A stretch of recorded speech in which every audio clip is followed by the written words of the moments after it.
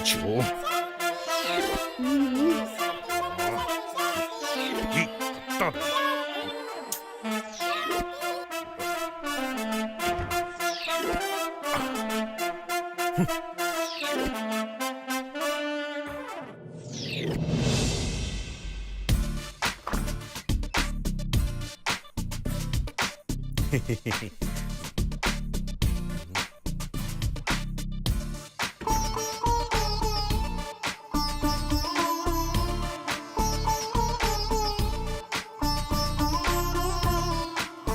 யாரோ பொம்மையை எடுத்து ஆன் பண்ண மாதிரி இருக்கு.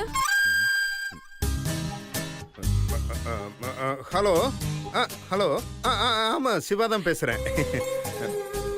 காதல் வந்துருச்சு ஆசையில் ஓடி வந்த.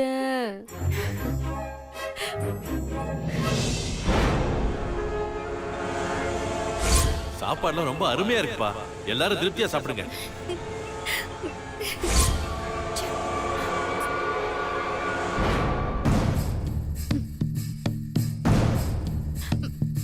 என்னம்மா வீட்டுக்கு வந்தது சொல்லவே இல்ல? நீ பெரிய செக்யூரிட்டி, உன்கிட்ட சொல்லிட்டு வரதுக்கு. அதுக்கு ஏமாக்க வச்சுக்கிற? நான் எவ்வளவு ஆவலா இருக்கேன் தெரியுமா? எதுக்கு? அந்த மீனாட்சி அசிங்கப்பட்டத பாக்குறதுக்கு தான்.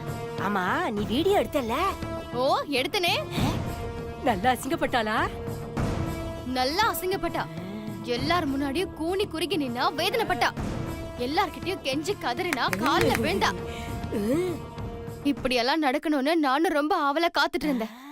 ஆனா எல்லாம் உல்டாவாயிடுச்சு பாட்டி. ஏமா என்னாச்சு? அத நான் சொல்றேன்.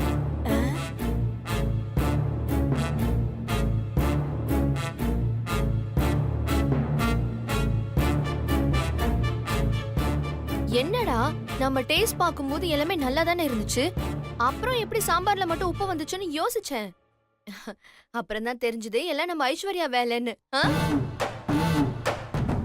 உப்ப கொஞ்சமா போட்டிருந்தா கூட பரவாயில்ல, அது தெரியாம போட்டுட்டேன்னு சொல்லி நான் விட்டுருப்பேன். ஆனா நீ என் மேல இருக்கிற கோவத்துல அத வாயிலே வைக்க முடியாத அளவுக்கு உப்பு அள்ளி போட்டிருக்க பாத்தியா?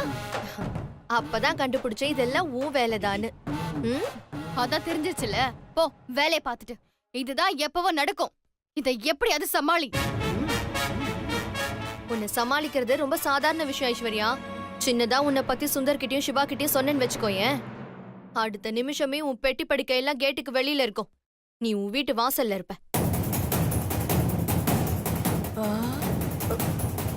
ஆனா என்னோட ஆசை அது இல்ல ஐஸ்வர்யா.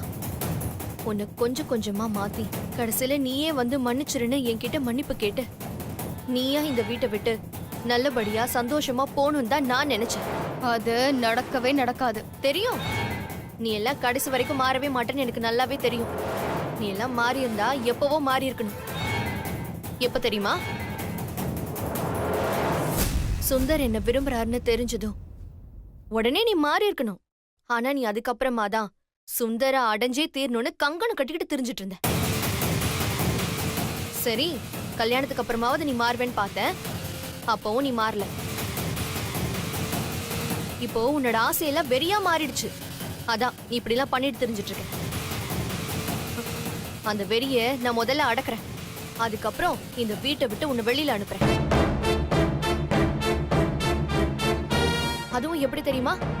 மேலத்தாளத்தோட பூவும் பொட்டோட மாலையும் கழுத்துமா எல்லார ஆசீர்வாதத்தோட உன் புருஷன் வீட்டுக்கு நான் உன்னை அனுப்புவேன். ஏய், என்னடி நீ இவள அனுப்புவியா? உன்னை தாண்டி இந்த வீட்டை விட்டு வெளியே வரட்டுவோம். அதையும் பாக்குறேன். பாரு. எப்படி எப்படி? நீ என்ன மாலையும் கழுத்துமா வீட்டை விட்டு வரட்டுவியா? இப்ப சொல்றேன் கேட்டுக்கோ.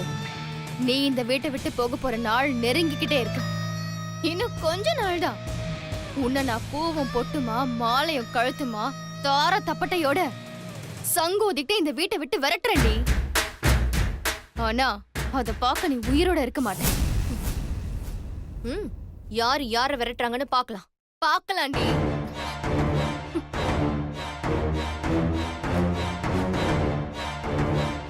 ஐஸ்வர்யா, இந்த டோன்ட் வரிமா, என் பொண்ணு சுபத்ரா இருக்கா, இந்த சக்தியையும் மீனாட்சியையும் கண்டிப்பா இந்த வீட்டை விட்டு துரத்துவா.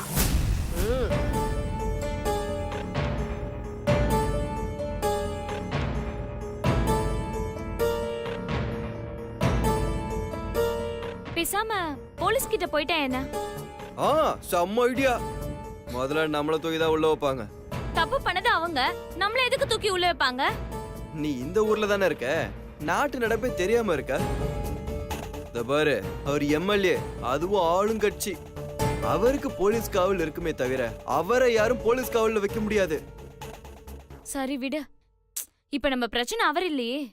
இப்ப நம்ம போட்டோவை எப்படி எடுக்கிறது? அதுக்கு ஏதாவது ஒரு யோசனை சொல்லு. ஏன், நீதான் ஏதாவது ஒரு யோசனை சொல்ல. நீ தான் லாயர் ஆச்சே, அட்லீஸ்ட் உன் அறிவை இதுலயாச்சும் கொஞ்சம் யூஸ் பண்ண பார்க்கலாம். உங்க பிரச்சனைக்கு தான் நான் வந்தேன். நீ ஏதாச்சும் ஐடியா சொல்லு.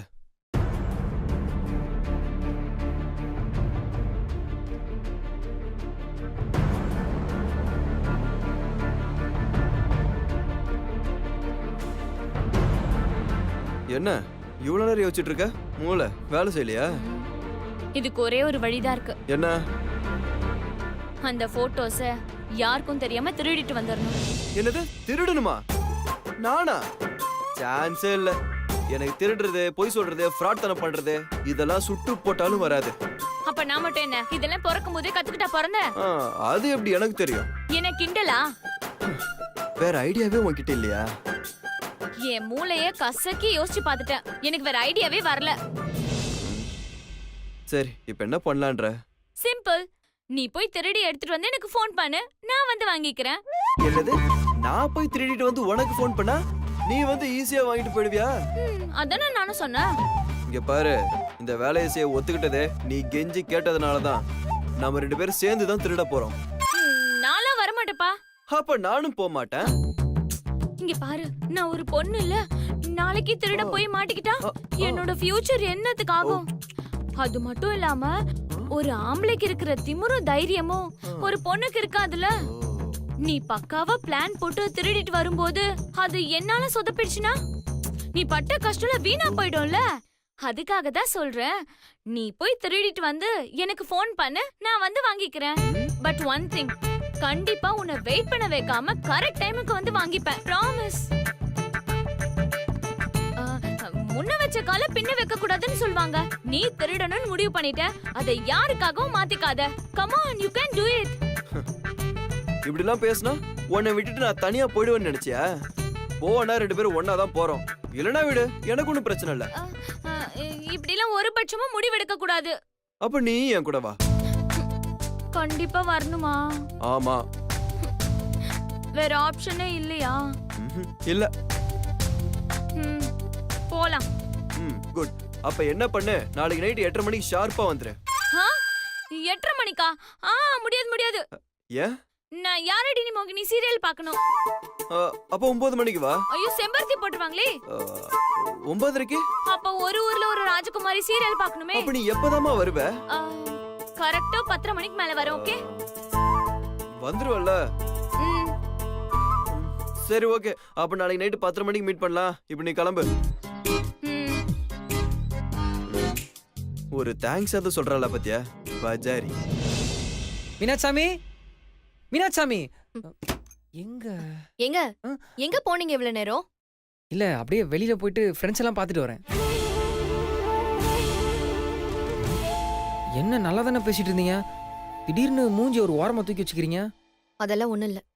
ஒன்னும் இல்லைன்னு உங்க உதடு சொன்னாலும் உங்க முகன்ற ஸ்கிரீன் எனக்கு காட்டி கொடுக்குதே.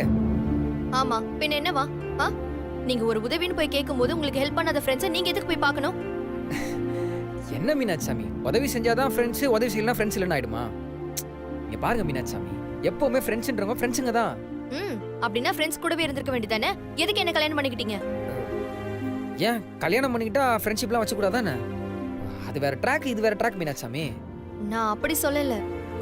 எதை எப்பப்ப பார்க்கணுமோ அதை அப்பப்ப பார்த்தா சரின்னு தோணுது. ஓ அப்படியா?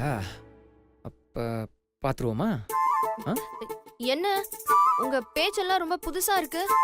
புதுசா பேசுறது மட்டும் இல்ல, புதுசா காட்டவும் செய்வேன். என்ன பண்ண போறீங்க? பாக்குறியா? வேண்டாங்க, நீங்க மாலை போட்டிருக்கீங்க, சொன்னா கேளுங்க. இன்னைக்கு நான் காட்ட தான் போறேன், நீ பார்த்து தான் ஆகணும். கண்ணை மூடு. இல்ல இல்ல, எதுக்கு நீங்க இப்ப என்ன கண்ண மூட சொல்றீங்க? நான் என்னால சொல்றேன்ல, முடியாது. கண்ணை மூடுங்க. கண்ணை மூடுங்க. கண்ணை திறக்க கூடாது, நான் சொல்ற பேச்சை கேட்கணும். ஏய், என்ன? கண்ணை மூடுங்க. ம், கண்ணை மூடுங்க. Okay okay. நீங்க என்ன பண்ண போறீங்க சொல்லுங்க. சொல்றேன், இருங்க. கண்ணை திறக்கலாமா? இருங்க இருங்க இருங்க. இப்ப கண்ணை திறந்து பாருங்க.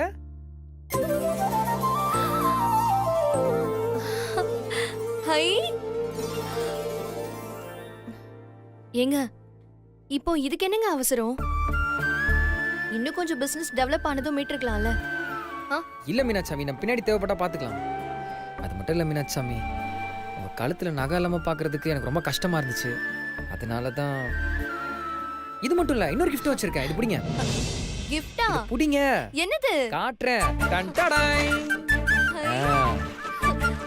இந்தாங்க. என்னங்க இது? திறந்து பாருங்க. ஹை, புது புடவை. ம். சூப்பரா இருக்கு. எனக்கா? ஆமா, இது என் மீனாட்சாமிக்காக கடை கடையா ஏறி இறங்கி ஸ்பெஷலா எடுத்துட்டு வந்தேன். அப்ப நீங்க என்கிட்ட ஃப்ரெண்ட பார்க்க போனேன்னு சொன்னீங்க. அது சும்மா உலாளாய். எனக்கு என் மீனாட்சாமி தான் என்னைக்குமே ஃபர்ஸ்ட். மத்தது எல்லாமே நெக்ஸ்ட் தான். எனக்கு தெரியும், நீங்க வெளியில எல்லாம் ஊர் சுத்த மாட்டீங்கன்னு. ம். உண்மை தெரியாதப்ப பயங்கரமா திட்டுறீங்க, உண்மை தெரிஞ்சா செமையா கொஞ்சுறீங்க. என்னங்க சாமி உங்க குணம் இது? ஆ, இதுதான் பொண்டாட்டி குணங்கிறது. ஓ, அது சரி, இப்ப எதுக்கு இந்த புடவையெல்லாம் வாங்கி வெட்டி செலவு? ஒரு புடவை எடுத்து கொடுக்கலனா ஒரு புடவை எடுத்து கொடுத்தீங்களா அப்படின்னு கேக்குறீங்க. அதுவே ஒரு புடவை எடுத்து கொடுத்தா எதுக்குங்க இந்த வெட்டி செலவு அப்படின்னு கேக்குறீங்க. ஆம்பளைங்க நாங்க என்னதான் பண்றது? இல்லங்க, காசு இருந்து எடுத்து கொடுத்தா சந்தோஷம்தான். இல்லாத நேரத்துல எதுக்குன்னு தான் கேட்டேன். இங்க பாருங்க மீனாட்சாமி, இது வரைக்கும் நான் உங்களுக்கு நிறைய புடவை வாங்கி கொடுத்துருக்கேன். ஆனா எல்லா புடவையை விட இந்த புடவை ரொம்ப ஸ்பெஷல். அப்படி என்ன ஸ்பெஷல்? ஏன்னா இது நானே உழைச்ச காசுல முதல் எடுத்த புடவை.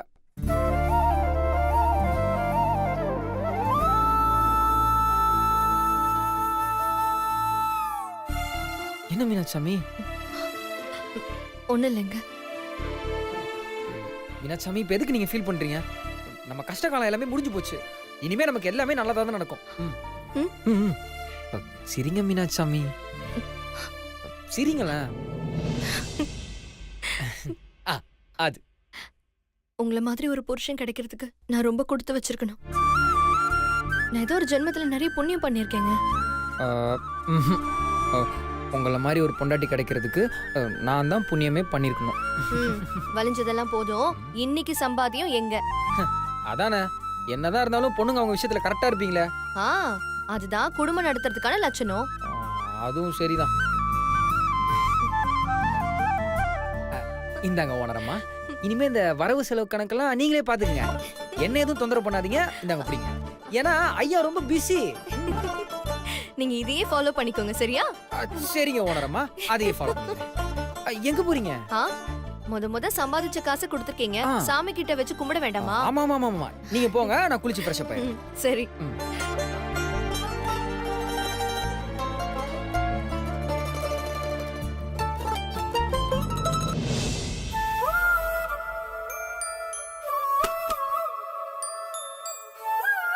கடவுளே, இன்னைக்கு மாதிரி நாங்க என்னைக்குமே ஒருத்தர் புரிஞ்சுக்கிட்டு எப்பவும் சந்தோஷமா வாழணும். இன்னைக்கு நாங்க ஆரம்பிச்சிருக்கிற தொழில் முன்னேற்றம் அடைய நீங்க தான் துணை புரியணும். இன்னைக்கு 20 ஆர்டர், போக போக 20,000 ஆர்டரா மாறணும். மத்தவங்க முன்னாடி என் புருஷன் தலை நிமிர்ந்து வாழணும். அதுக்கு நீங்க தான் அருள் புரியணும் கடவுளே.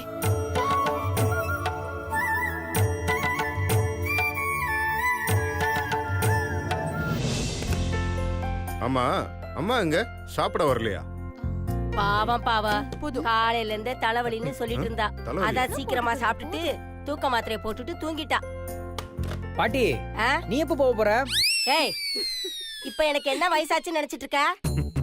பாட்டி, நான் மாலை போட்டிருக்கேன், இல்லனா என் வாயில வண்ணமா வந்துரும். நான் கேட்டது நீ எப்ப ரூமுக்கு போறேன்னு கேட்டேன். சாப்பிட்டு முடிச்சதும் நான் ரூமுக்கு போயிடுவேன். எதுக்குடா கேக்குற? இல்ல, அம்மாவுக்கு தைலம் தடவி விடதான். நீ நல்லா இந்த மசாஜ் எல்லாம் பண்ணுவியாமே, அதுவும் இந்த காலமுக்குறதுல பயங்கரமான எக்ஸ்பர்ட் ஆமே. ஏய், நான் உனக்கு கால் அமுக்கி விட்டத ஊரு பூரா டமாரா அடிப்பியா நீ? ஐயோ பாட்டி, நான் சொல்லல பாட்டி. ம், பாட்டி நீ சக்தி சாமிக்கு காலில் அமைக்கி விட்டியா எப்ப? ஐயோ நாம தான் வாயை விட்டு அசிங்கப்பட்டுட்டோமா? இனி சுபத்ரா இல்லாம இந்த வீட்ல எந்த வேலையும் செய்யக்கூடாது. பாட்டி நான் உங்ககிட்ட தானே கேட்டேன், எனக்கு பதில் சொல்லாம அங்க என்ன தனியா மைண்ட் வாய்ஸ் போட்டுட்டு இருக்க? அது நான் சொல்ற சுந்தர். ஆ. எனக்கு அடிபட்டு இருந்துச்சுல, ம். அப்போ மாமா இல்லாதப்போ பாட்டி தான் என்ன பத்திரமா பாத்துக்கிட்டாங்க இல்ல பாட்டி? ஆமா ஆமா ஆமா ஆமா.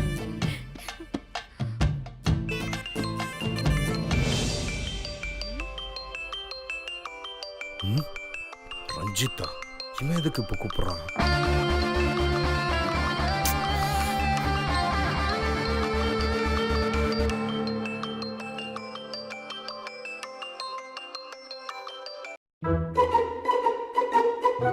இந்த நேரத்துல எதுக்கு கூப்பிடுறான்?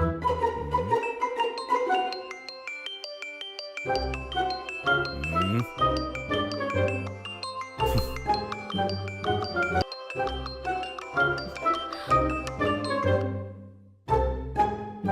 சக்தி, யார் இது திரும்ப திரும்ப ஃபோன் பண்றது? போதும்னா அது என் ஃப்ரெண்டு ரஞ்சித். ரஞ்சிதா? யார் இது? என்னக்கா ரஞ்சித் பத்தி தெரியாதா? போச்சு, ரஞ்சித் புராணத்தை ஆரம்பிக்க போறான். ஷோ அக்கா, என்னக்கா நீ என்னோட அக்காவா இருந்துகிட்டு ரஞ்சித் பத்தி தெரியாம இருக்கா? ரஞ்சித் என் கூட காலேஜ்ல ஒன்னா படிச்சவன்கா. அவன மாதிரி ஒரு நல்லவன் வல்லவனை பார்க்கவே முடியாதுக்கா. ஓ, ஸ்போர்ட்ஸ், கல்ச்சுரல், ஸ்டடீஸ்ல எல்லாத்துலயும் அவன் தான் நம்பர் 1. அவன் பின்னாடி சுத்தாத பொண்ணுங்களே இல்ல என்ன தவிர. அதனால அவனுக்கு என்ன ரொம்ப பிடிக்கும். ஓ, அப்ப அவன் பின்னாடியே போக வேண்டியதாடி. இங்க வந்து ஏன்டி எங்களை நிமிஷப்படுத்துற? அவன் இப்ப பாரிஸ்ல இருக்கான். யூ மீன் இந்த ஹைகோர்ட் பக்கத்துல இருக்குமே அந்த பாரிஸா? நோ நோ, யூரோப்ல இருக்கிற பாரிஸ்.